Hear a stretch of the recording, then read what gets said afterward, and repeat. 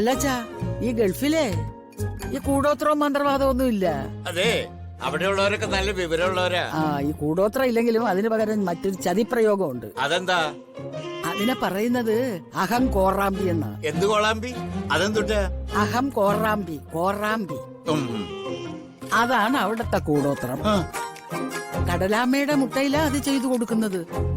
കടലാമ്മയുടെ മുട്ടയിലോ? ഈ കടലാമ്മയുടെ മുട്ടയില് കണസാ കുണസാന്നും പറഞ്ഞോണ്ട് ഒരു പ്രയോഗം ചെയ്യും. ഇത് വീട്ടിന്റെ പരിസരത്ത് എവിടെയെങ്കിലും കൊണ്ടൊന്ന് കുഴിച്ചിടും. ഓ ശിവ ശിവ, എന്റെ പൊന്ന് തള്ളേ, നേരം വെളുക്കുന്നതിന് മുമ്പ് ഇങ്ങനെ വെറും വയറ്റിൽ ഒടുക്കത്തെ തള്ളു തള്ളല്ലേ. ഈ പ്രദേശം മൊത്തം കരിഞ്ഞു പോവും.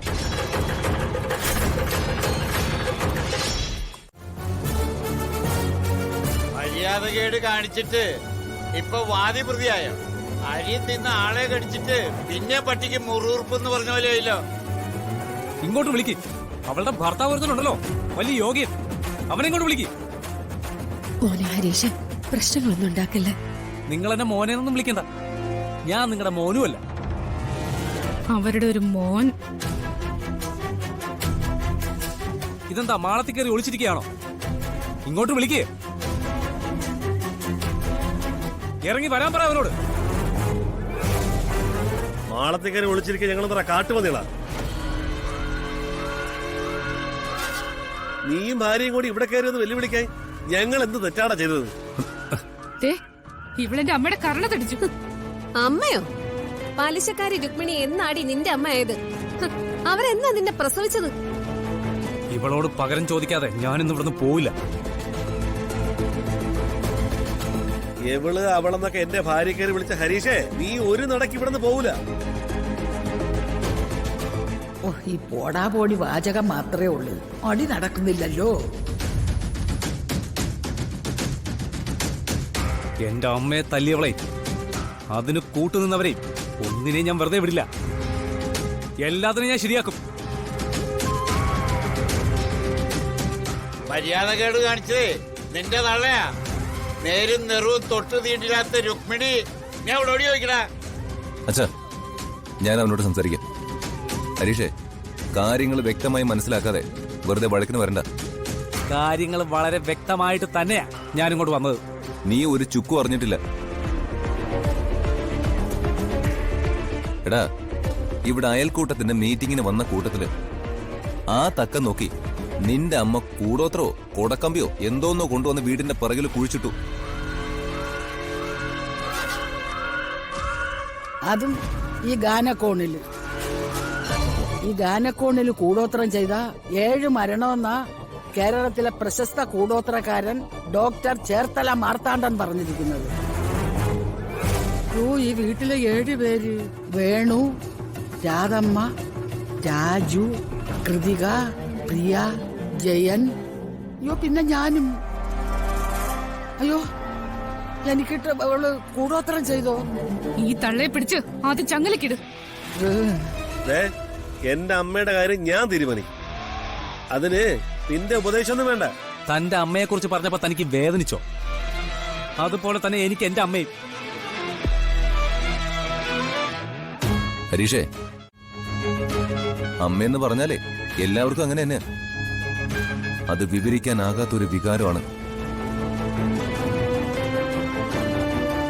അമ്മയെ കുറിച്ച് എന്ത് പറഞ്ഞാലും വികാരവും വിചാരവും ഇല്ലാത്ത ചില ജന്തുക്കളുണ്ട്. ആ ജന്മങ്ങളെ മാതാപിതാക്കളുടെ ഭാഗ്യദോഷമായിട്ട് കരുതിയാ മതി.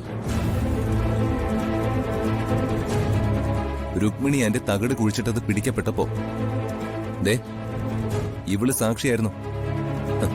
എന്നിട്ട് ഇവള് സ്വന്തം അമ്മയെയും ചേച്ചിയെയും നാണം കെടുത്താൻ അമ്മായിയമ്മയുടെ ഭാഗത്തേക്ക് തകിടം മറിഞ്ഞു കളിച്ചു. വിദ്യാഭ്യാസവും വിവരമുള്ളവർ ജീവിക്കുന്ന നാടാണ് കേരളം. ഇക്കാലത്ത് ഇത്രയും ചീപ്പായ കാര്യങ്ങൾ ഏതെങ്കിലും മനുഷ്യർ ചെയ്യുമോ? ആ രുക്മിണി ആന്റി ഒരു സംസ്കാരമില്ലാത്തൊരു സ്ത്രീയാ. നിങ്ങൾ ആദ്യം പോയി അവരെ നന്നാക്കാൻ നോക്ക്. നിന്റെ ഉപദേശവും പ്രസംഗമൊന്നും എന്റെ മുമ്പിൽ വേണ്ട, കേട്ടോടി.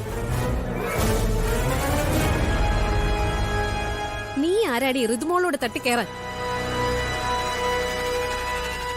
നിന്റെ അമ്മായിയമ്മയുടെ ഒരു കരണത്തെ ഞാൻ കൊടുത്തിട്ടുള്ളൂ.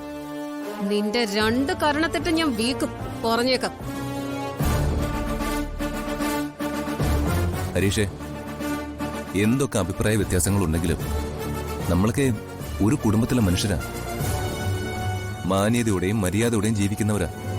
എന്നിട്ടും ദേ നമ്മള് ഈ മീൻ ചന്തയിലെ പോലെ അടി കൂടുന്നത് നാട്ടുകാർ മൊത്തം കാണുന്നുണ്ട്.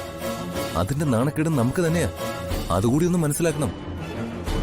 നിന്റെ ഒരു ഉപദേശം എനിക്ക് കേൾക്കണ്ട. ഒരു മുൻമന്ത്രിയുടെ മോള് ഈ വീട്ടിലുള്ളതല്ലേ എല്ലാവരുടെയും അഹങ്കാരം. മാത്രമല്ല കൊമ്പത്തെ കൊട്ടാരത്തിലെ രാജകുമാരിയല്ലേ. രാജകുമാരി വീട്ടിലുള്ളപ്പോ പ്രജകൾക്കെല്ലാം വലിയ തലക്കനാണല്ലോ.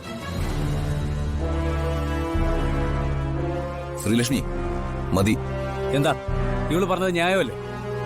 ഇവളുടെ അച്ഛനാ പ്രതാപവർമ്മ. ഈ വീട് തട്ടിയെടുക്കാൻ മുൻകൈ എടുത്തത് അയാളല്ലേ? ഹരീഷേ, വിവരക്കേട് പറയരുത്. നീ വെറുതെ വർമ്മ സാറിനെ തെറ്റിദ്ധരിക്കരുത്. അദ്ദേഹം ഒരു വലിയ ലക്ഷ്യത്തിലേക്കുള്ള യാത്രയുടെ ഒരുക്കത്തില്. ഇപ്പോ നമ്മൾ എല്ലാവരും ഒരുമിച്ച് നിൽക്കേണ്ട ഒരു അവസരമാണ്.